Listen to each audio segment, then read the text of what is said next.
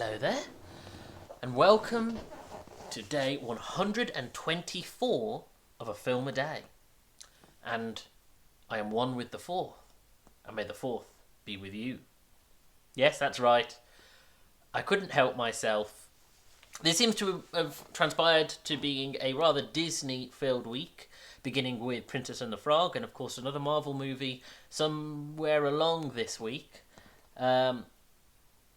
And it's sort of indicative, I suppose, of the more flexible attitude I've taken to selecting my films. I went through a period last month where I was becoming quite curative, where I, of course, was doing the end of week summaries and was selecting the films in the week advance of what I would be watching.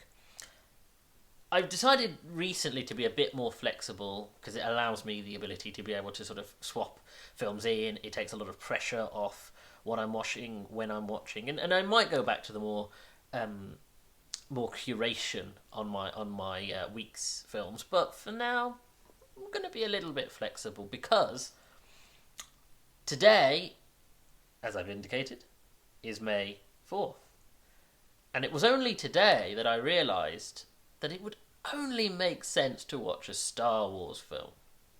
It was, in fact, whilst I was watching the premiere of the new Bad Batch Star Wars show that I went, oh, perhaps a Star Wars film would be in order for today. And selecting one was quite difficult because, of course, I could have just gone and watched one of the original trilogy. My mind immediately went to Empire Strikes Back. And yet, watching one Star Wars film of the trilogy, the original trilogy, felt very... I don't know, it felt an odd decision. I felt like if I were to watch one, I would feel compelled to watch all three. And of course, I don't want to do what I'm currently doing with Marvel, with Star Wars, and start watching the whole series, once a week or something. And then I started thinking, well, okay, I could watch one of the newly made solo Star Wars stories, the ones that aren't linked to the main trilogy of trilogies. And it made more sense to me to watch one of the newer ones. I did consider for a moment watching one of the new trilogy, and of course that same issue about whether I should then end up watching all three came up. And then there's also the issue that Force Awakens is broadly popular, but there are complaints about it being a retread of the original. I really like Last Jedi. I think Last Jedi does some really profoundly interesting things that could have propelled Star Wars in a direction it hadn't been before, but it is a divisive episode in the saga, and I just wanted to steer clear of that. And Rise of Skywalker, I do think there are things in Rise of Skywalker that are interesting, but the film as a whole is a mess. And I wanted to watch something celebratory. And so it really came down to, okay, so I am going to watch one of the one-offs, one of these spin-off films, you might say. And I'm not a big fan of Solo. I might venture a little bit into why, but it really could only be Rogue One that I watch. And I think Rogue One is fantastic. Of the 5 new films, I almost could say that Rogue One is the best one of the 5. It does something that I suppose a Star Wars film has never really dared to double down on or invest in, which is to actually make the war part of Star Wars the prominent aspect.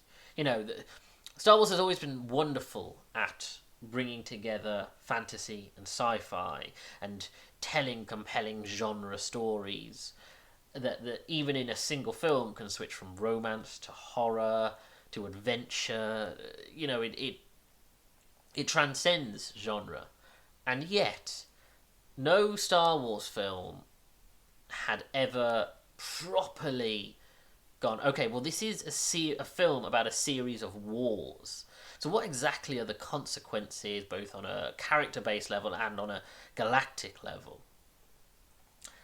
I mean, even in terms of battles, you have the Battle of Endor at the end of Return of the Jedi, but that's a,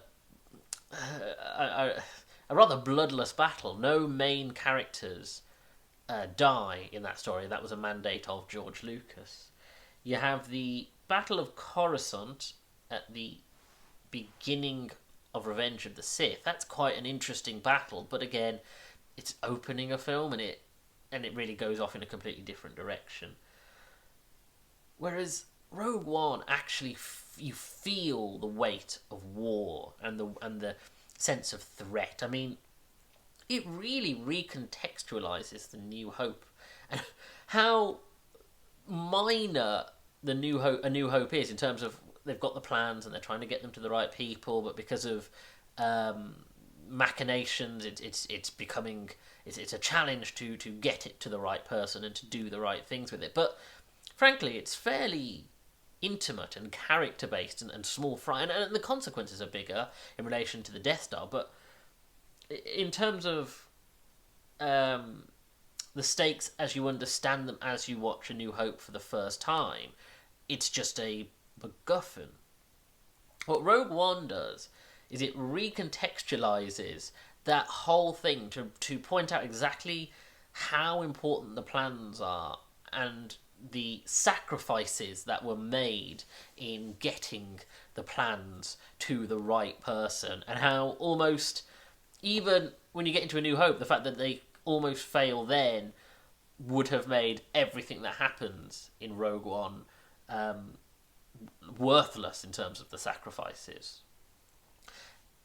Gareth Edwards, I think, Gareth Edwards, hate him or love him, I think really does love to explore and test the kinds of when it comes to franchise and genre storytelling. I do think Gareth Edwards really wants to push boundaries. And maybe not in the same way as Rian Johnson, where Rian Johnson wants to subvert or to reconstruct our understanding. But Gareth Edwards really brought something in the look and the style of it. It still feels like Star Wars. It really does feel truly like Star Wars, and yet it doesn't look like any Star Wars film that's existed before or since. It has almost a Dunkirky. Well, it's interesting how sort of like I say the war film aspects are really brought in. You know, you open with a scene which is clearly the Star Wars homage to Inglourious Bastards opening scene with the Imperials arriving at a home, terrorizing a family, and a little girl. Well, not so little in Inglourious Bastards, but a girl being the only one to escape a massacre.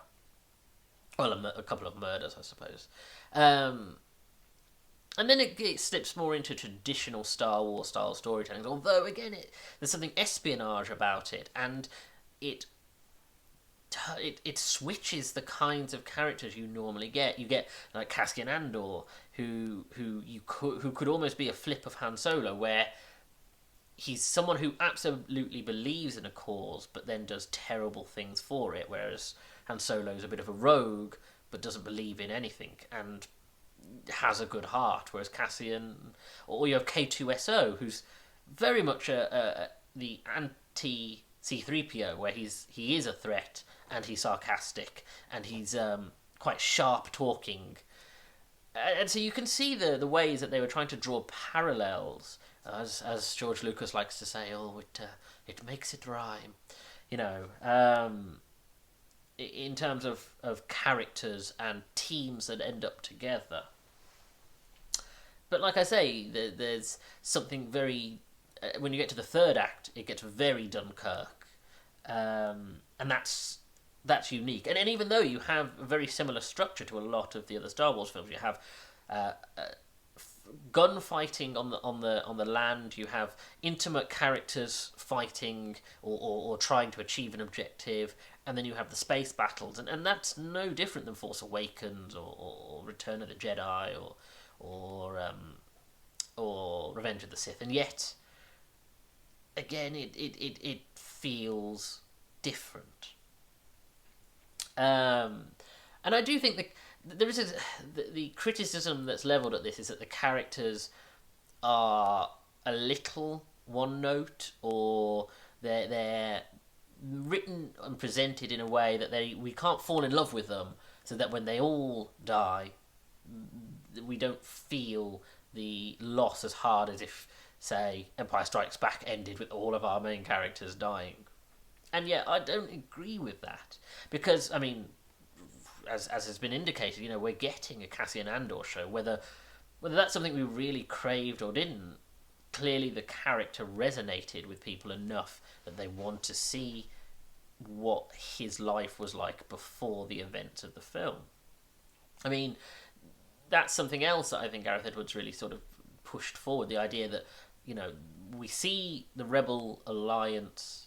We see Star Wars in a very hero's journey style, which of course was the original vision, but that's very archetypical. It calls back to the medieval storytelling of a heroic squire, a wizard, a knight, your villainous lords, and it's very simple, I suppose. It's very, you understand who is good, who is bad, what kind of arcs we're going to get.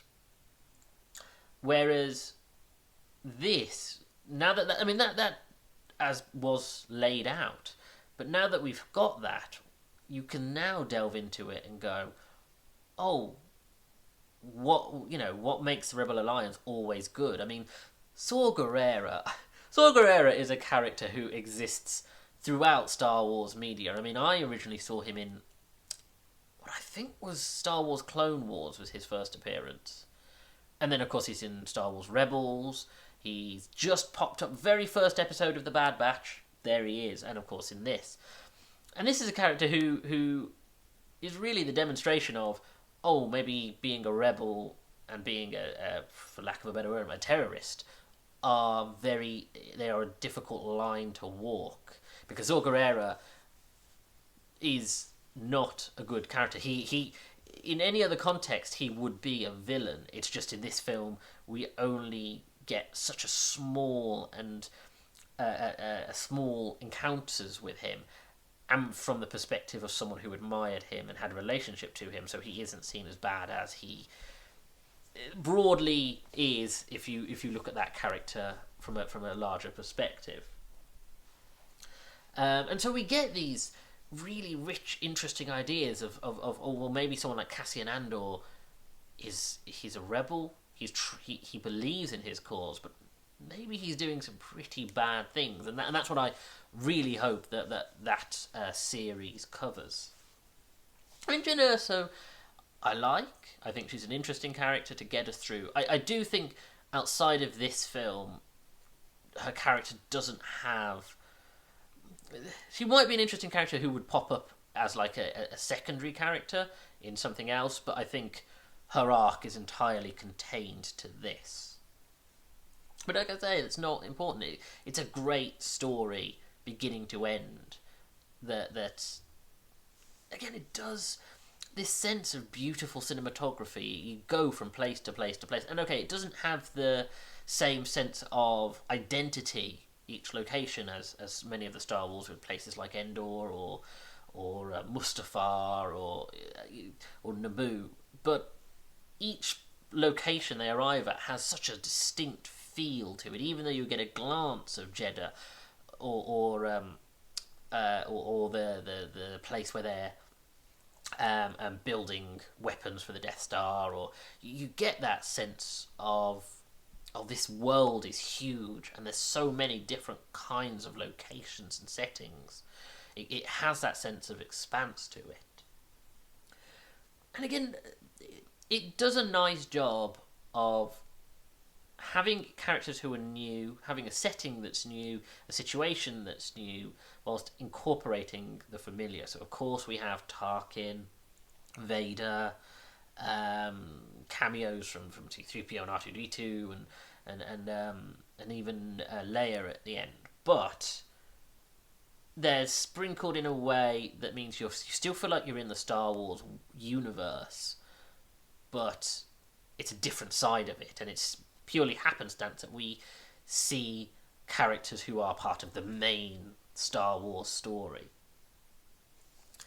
Um, and so that's balanced well. It's the only issue, of course, is the one that has been spoken about ad nauseum, which is Tarkin and Leia and the ways they were experimenting with that uh, mocap, is it, or deep fake, or that way to try and do it, and the fact that they, even though in both the case of Tarkin and Leia, they could easily have shot them in a way that it wasn't so obvious. They really put them front and center of shots that you go, oh, I don't think we should see that because the technology isn't there. The uncanny valley is very distracting, and it just doesn't work. I can put that aside. There are so many things in Star Wars that you can put aside. That is something I can just put a pin in and go, it doesn't look right, so be it.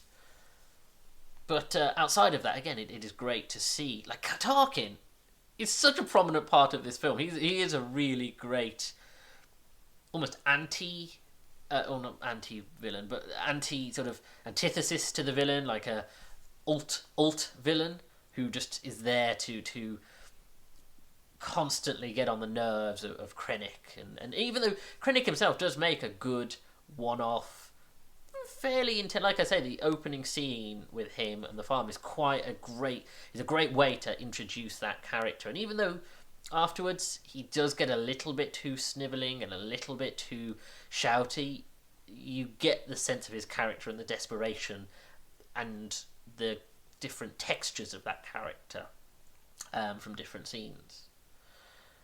But yeah, it really builds on the Star Wars universe as a whole. That's, frankly, part of me thinks that should be the future of Star Wars, at least for the moment. Now that the sequel trilogy is complete, there's a question mark over what's happening in terms of the films. I genuinely was completely behind the idea that, I mean, Star Wars from, say, the birth of Anakin Skywalker to the death of, or the end of the First Order and the death of the Emperor, it's a story that spans about 100 years. And I genuinely think within that you could tell these intimate stories of characters and places. You could do the pre-Clone Wars, the Clone Wars, the Empire, the Rebellion, the aftermath of the fall of the Empire, the rise of the First Order. All of these things. There are so many stories you could tell that are much smaller, more contained, more character-based. And right now they're focusing them on the TV series, the Disney Plus ones, like Obi-Wan and Cassian Andor. And they've announced half a dozen.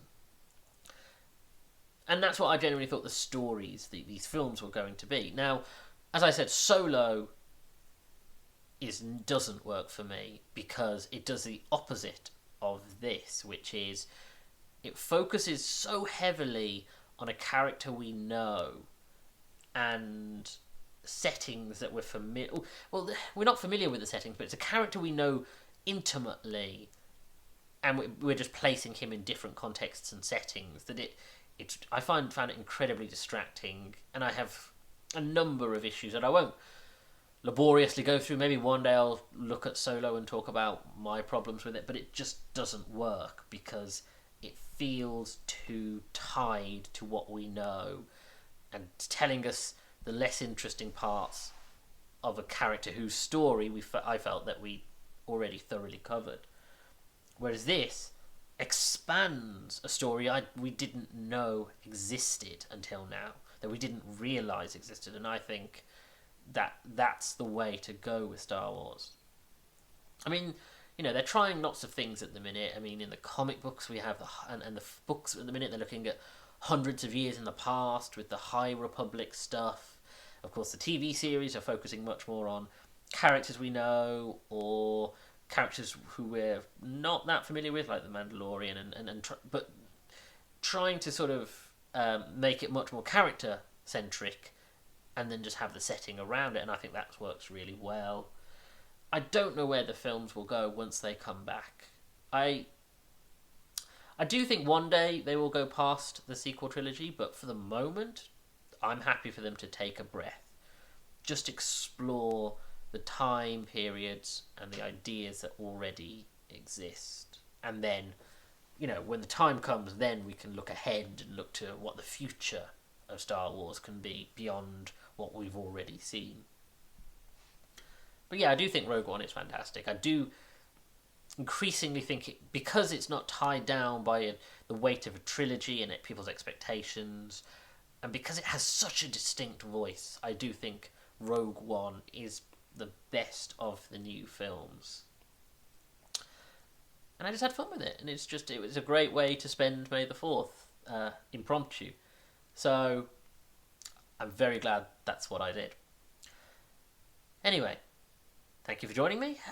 If you like this video, hit the like button, subscribe to the channel, hit the little bell to get notifications of when new videos are uploaded, and comment on the videos because it helps these videos in the algorithm and it gets to more people.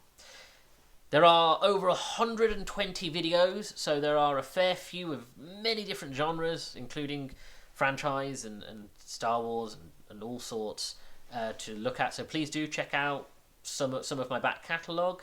And do follow me on Twitter at Jordan_Woodley, where I'm always tweeting movie, TV, funny, related, all those kinds of content. And, of course, I share the new video once it's uploaded. May the 4th be with you. Take care.